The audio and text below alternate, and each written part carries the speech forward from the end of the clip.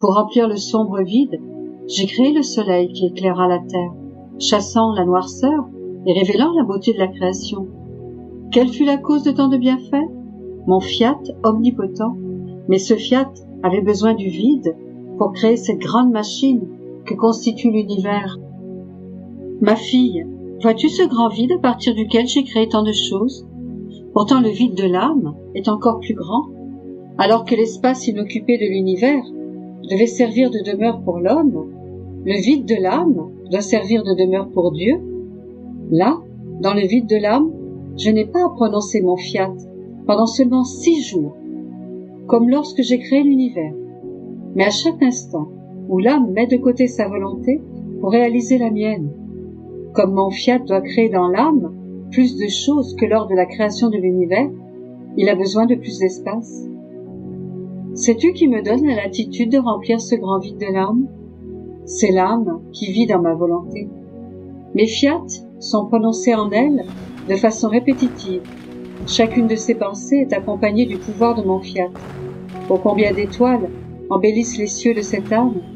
Ces actions sont accompagnées de mon fiat et ô combien de soleils se lèvent en elle. Ces paroles, habillées de mon fiat, sont plus douces que le murmure des eaux de la mer. Et la mer de mes grâces coule pour remplir son grand vide. Mon fiat se réjouit en formant des vagues qui atteignent le ciel et descendent amplifiées de manière à agrandir la mer de cette âme. Mon fiat souffle sur son cœur, faisant de ses battements des flammes d'amour. Rien n'échappe à mon fiat. Il habille tous ses désirs, affections et inclinations, leur permettant de fleurir merveilleusement. Combien de choses mon fiat met en œuvre dans le grand vide de l'âme qui vit dans ma volonté. Ô combien la grande machine de l'univers se trouve loin derrière. Les cieux sont émerveillés et tremblants regardent le fiat omnipotent à l'œuvre dans la volonté de cette créature. Ils se sentent doublement heureux chaque fois que ce fiat agit et renouvelle son pouvoir créateur. Ils sont attentifs pour voir quand je prononcerai mon fiat, afin de recevoir une plus grande gloire et plus de bonheur. Aussi tous savaient la puissance de mon fiat et tous les bienfaits qu'il contient, ils s'abandonneraient tous à mon omnipotente volonté. N'est-ce pas assez pour te faire pleurer? Combien d'âmes, avec ce grand vide en elles, sont pires que le vide de l'univers avant que mon fiat ne fût prononcé. Sans la gouverne de mon fiat en elles, tout est désordre. La noirceur est si épaisse qu'elle suscite l'horreur et la crainte. On y voit une agglomération de choses, mais rien n'est à sa place. En elle, l'œuvre de la création est sans dessus-dessous, parce que seul mon fiat est ordre.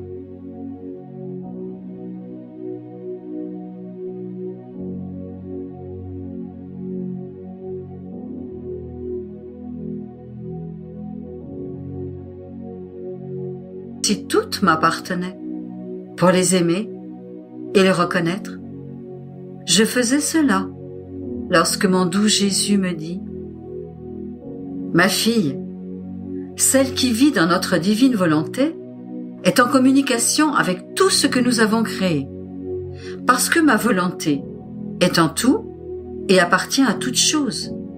Comme une est la volonté qui domine et agit, toutes choses sont à ma volonté comme des membres par rapport au corps, dont la tête est Dieu, qui a un lien tel avec toutes choses qu'elles lui sont inséparables, car c'est notre divin vouloir qui coule comme acte premier de vie. Seule la volonté humaine, si elle veut agir par elle-même, sans union avec la nôtre, peut briser cette admirable union. Ce lien d'inséparabilité entre Dieu, les choses créées et les créatures. Par conséquent, ma divine volonté est porteuse pour la créature de tous nos actes accomplis dans la création et la rédemption. Elle est révélatrice de nos secrets. Comme notre volonté est une avec la créature qui vit en elle, comment peut-elle se cacher? Et moi, ma fille, combien je me sentirais malheureux si je ne te rendais pas consciente de mes larmes, de mes plus intimes souffrances, de ce que j'ai fait lorsque j'étais sur terre. Et dans ma tristesse, je dirais, la petite fille de ma volonté ne sait pas elle-même tout ce que j'ai fait et souffert pour recevoir le retour d'amour de ces petits « je t'aime » répétés et pour lui faire don de ce qui m'appartient. Par conséquent, je te fais don de chaque chose que tu sais être à moi et que tu aimes comme t'appartenant.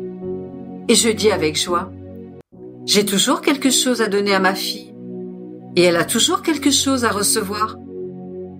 C'est pourquoi nous serons toujours ensemble, car nous sommes en train, moi de donner et elle de recevoir. Après quoi, je continuais ma ronde dans tous les bons actes accomplis depuis le commencement de la création de toutes les créatures, y compris mon premier père Adam, afin de les offrir pour obtenir le royaume de la divine volonté sur la terre. Et mon doux Jésus, se manifestant en moi, me dit, « Ma fille, il n'est pas une chose bonne qui devienne de ma divine volonté. Cependant, il existe une différence entre les actes et les effets de ma divine volonté.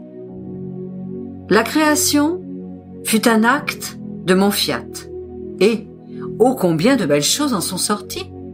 Cieux, soleil, étoiles, air qui devait servir à la vie naturelle de la créature, la mer, le vent, tout était plénitude et multiplicité des œuvres.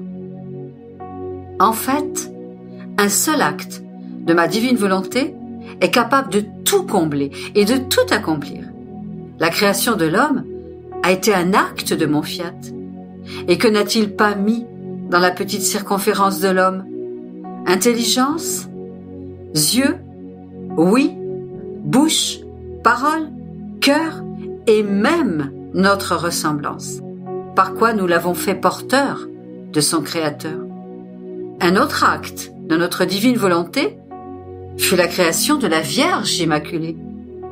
Les prodiges opérés en elle furent si grands que le ciel et la terre en étaient stupéfaits, si bien qu'elle est parvenue à faire descendre sur terre le Verbe divin, ce qui forma un autre acte de mon fiat, et ce fut mon incarnation. Et tu sais combien elle fut porteuse de tous les bienfaits pour la famille humaine. Tout le reste des bienfaits parmi les créatures, vertus, prières, bonnes œuvres, miracles, sont les effets de mon divin vouloir, agissant selon les dispositions des créatures, et qui sont par conséquent toujours limités, et sans cette plénitude capable de remplir le ciel et la terre. Par contre, les actes de mon divin fiat sont indépendants de ces dispositions, et on peut donc voir la grande différence entre les actes et les effets. Et c'est aussi ce qui peut très bien se voir dans le soleil et les effets qu'il produit.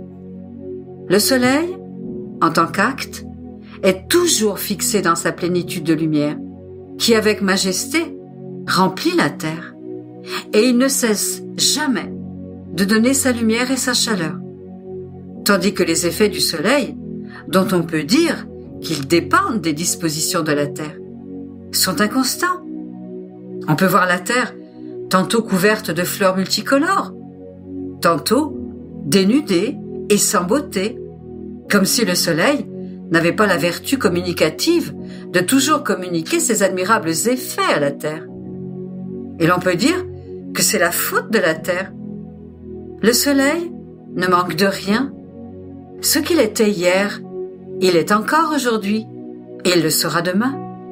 Or, lorsque je te vois faire aussi ta ronde dans les effets de mon divin fiat, comme si tu voulais ne rien manquer, afin de tout enclore en lui, et de lui rendre les hommages, l'amour et les effets qu'il produit, de lui demander de venir sur la terre pour y régner. Tu disposes notre volonté à former un autre acte de notre divin fiat. En fait, tu dois savoir que le fiat voluntas tua sur la terre comme au ciel sera un autre acte de notre fiat suprême, ce ne sera pas un effet, mais un acte, mais avec une magnificence telle que tous en seront stupéfaits. Tu dois savoir que l'homme a été créé par nous avec ce prodige. Il devait posséder en lui l'acte continuel de notre divine volonté. En la rejetant, il a perdu l'acte et il est resté avec les effets. Parce que nous savions que tout comme la terre ne peut pas vivre sans au moins les effets que produit le soleil, si elle ne veut pas vivre dans la plénitude de sa lumière et de sa chaleur, l'homme ne pouvait pas, lui non plus, vivre sans au moins les effets de notre divine volonté, puisqu'il avait rejeté sa vie. Par conséquent, le royaume de notre divine volonté ne sera rien d'autre que le rappel de l'acte continuel de notre divin fiat, opérant dans la créature. Et c'est la raison de mon long discours sur mon fiat. Ce n'est rien d'autre que le commencement de l'acte continuel de mon divin fiat, qui ne finit jamais lorsqu'il veut opérer dans la créature, et qui est si multiple dans les œuvres, dans les beautés, dans la grâce et dans la lumière, que ses limites sont à perte de vue. Par conséquent, continue ta ronde dans tout ce que mon divin fiat a fait et produit, et ne t'en lâche jamais si tu veux obtenir un royaume si saint. Puis, il ajouta, « Ma fille, tout comme les effets sont produits par ma seule et unique volonté, et qu'ils agissent selon les dispositions des créatures, les actes de notre divine volonté, indépendamment de ces dispositions, sont produits par l'unité de l'acte unique de notre divin fiat. Ainsi, en nous, l'acte est toujours un, parce qu'en nous, il n'y a pas de progression des actes. Tantôt l'acte de la création, tantôt de la rédemption, et que nous voulons maintenant former le règne de notre divine volonté parmi les créatures. C'est la manifestation que nous leur faisons de ce que possède notre acte seul et unique, de telle sorte que pour elles, il leur semble que nous faisons et sortons de nombreux actes distincts. Mais pour nous, tout était enclos en un seul acte unique. Tu dois savoir que lorsque l'âme fait ma divine volonté, je peux librement faire dans cette âme tout ce que je veux, opérer les plus grandes choses. Mon vouloir la vide de toutes choses et forme pour moi l'espace où je peux placer la sainteté de mon acte infini. Et l'âme se met à notre disposition. Notre volonté l'a préparée et rendue capable de recevoir la vertu opérante de notre être suprême. Au contraire, lorsque notre divine volonté n'est pas faite, nous devons nous adapter, nous restreindre, et au lieu d'être à notre manière habituelle une mer, nous devons donner nos grâces, gorgée par gorgée, alors que nous pouvons donner des rivières. Oh, comme cela nous pèse de devoir travailler dans la créature qui n'a pas notre volonté. Elle nous rend incapables de nous faire connaître parce que l'intelligence humaine, sans notre volonté, est comme un ciel couvert de nuages qui obscurcit la raison et la rend aveugle devant la lumière de nos connaissances. Elle sera au milieu de la lumière, mais incapable de rien comprendre, et elle restera toujours illettrée devant la lumière de nos vérités. Si nous voulons lui donner notre sainteté, notre bonté et notre amour, nous devons les donner par petites doses, par fragments, parce que la volonté humaine est encombrée de ses misères, de ses faiblesses et de ses défauts, ce qui la rend incapable et également indigne de recevoir nos dons. Sans notre volonté, le pauvre vouloir humain ne sait pas comment s'adapter pour recevoir la vertu de nos œuvres créatrices, les grands embrassements de son Créateur, nos stratagèmes amoureux, les blessures de notre amour. Et souvent, la créature fatigue notre divine patience et nous force à être incapables de rien lui donner. Et si notre amour nous oblige à lui donner quelque chose, c'est pour elle une nourriture qu'elle ne sait pas digérer, parce qu'elle n'est pas unie à notre volonté. Il lui manque la force et la vertu digestive pour absorber ce qui vient de nous. Par conséquent, on voit immédiatement que lorsque notre volonté n'est pas dans l'âme, le vrai bien n'est pas pour elle. Devant la lumière de mes vérités, elle est devenue aveugle et plus stupide. Elle ne les désire pas et les regarde comme si elles ne lui appartenaient pas. C'est tout le contraire pour l'âme qui fait ma volonté et vit en elle. Peut ressentir les misères, les maux et les faiblesses, mais cela ne veut rien dire, puisque ces choses meurent devant la puissance et la sainteté de ma volonté. Elles ressentent la souffrance de la mort et elles s'enfuient, d'autant plus que les misères ne sont pas nées de la volonté humaine, qui est plongée dans ma volonté et par conséquent ne peut rien vouloir, sinon ce que je veux. Ma volonté utilise même souvent ces misères pour en faire les plus belles conquêtes. Elle répand sur elles sa vie pour former son royaume, imposer son empire et convertir les faiblesses en victoire et en triomphe. Pour celle qui vit dans ma volonté, toutes choses doivent servir à l'expression de l'amour le plus beau que la créature donne à celui qui forme sa vie. Un peu comme une pierre, une brique et même de la ferraille peut servir celui qui veut se construire une belle maison. Tu dois savoir qu'avant qu'elle entre dans notre volonté, nous glorifions tout, nous couvrons et cachons tout dans notre amour, afin de ne rien voir, si ce n'est l'amour dans cette créature. Une fois que notre amour a tout caché, même les misères, elle prend sa place dans notre volonté. De plus, chaque fois qu'elle accomplit ses actes, elle est d'abord purifiée, et alors notre volonté l'investit, en faisant d'elle tout ce qu'elle veut. Ma fille, il n'y a dans ma volonté ni jugement, ni juge. La sainteté, l'ordre, la pureté et l'utilité de nos manières d'agir sont si grands et si nombreux que tous doivent baisser la tête et adorer tout ce que nous faisons. Par conséquent, ne perds pas la paix,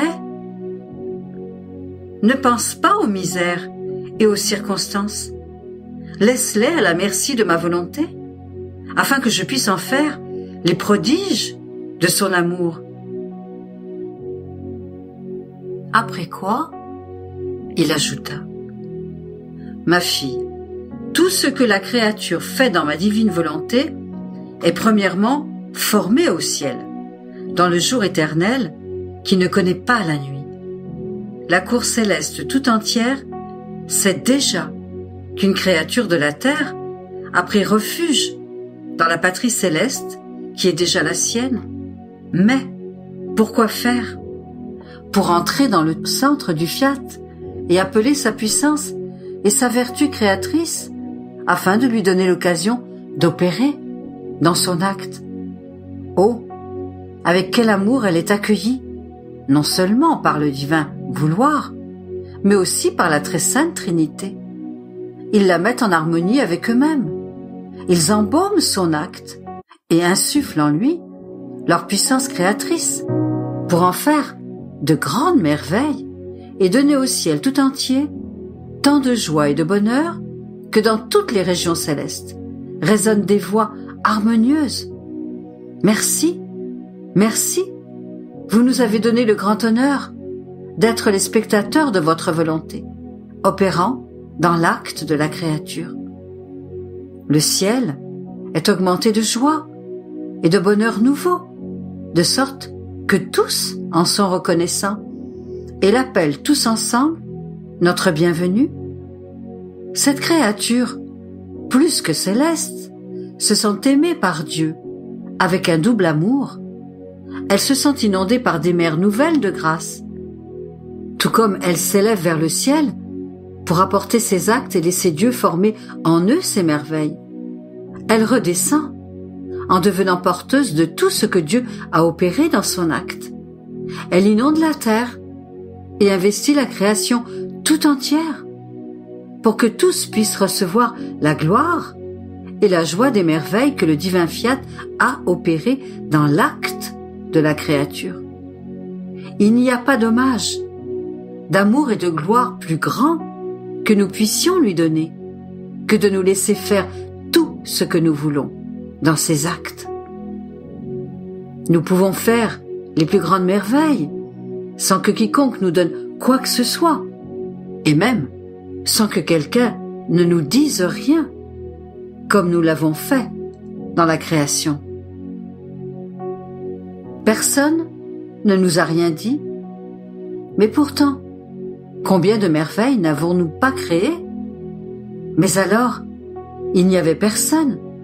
Personne ne pouvait nous donner même un soupir, en prétexte pour notre amour, et comme refuge où placer nos merveilles créatrices. Mais maintenant, il y a celles qui peuvent nous dire et nous donner la variété de leurs petits actes, même les actes naturels, puisque la nature est également nôtre, et que tout peut nous servir à former les plus grandes merveilles dans la créature. Notre amour y prend plus que goût. Notre puissance est des plus exaltées, en accomplissant en eux nos plus grandes merveilles, plutôt qu'à l'extérieur du petit cercle de l'acte de la créature. Après tout, ce sont les prétextes habituels de notre amour, qui, afin de donner, part à la recherche d'une occasion de faire et de dire « Elle m'a donné et je lui ai donné ». Il est vrai qu'elle est petite, mais elle n'a rien gardé pour elle-même. Par conséquent, il est juste que je lui donne tout, même moi-même,